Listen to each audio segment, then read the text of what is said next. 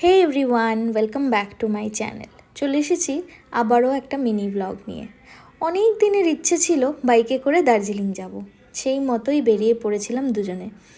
খুব সকাল সকাল বেরিয়েছিলাম, যথারীতি আমাদের সেরম কিছু খেয়ে বেরোনো হয়নি। আমরা প্ল্যান করেছিলাম যে আমরা দার্জিলিং গিয়ে লাঞ্চ করব। কিন্তু হাফ রাস্তা পৌঁছতে না পৌঁছতেই আমাদের ভীষণ খিদে পেয়ে যায়।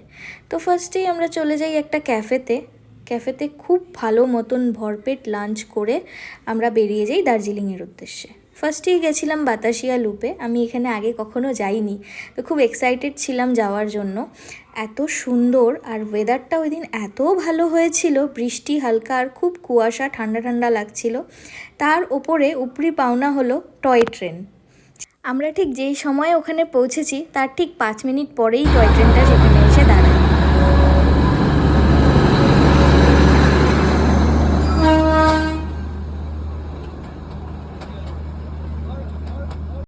সেখানে কিছুক্ষণ থাকার পর আমরা বেরিয়ে যাই আবার দার্জিলিংয়ের উদ্দেশ্যে।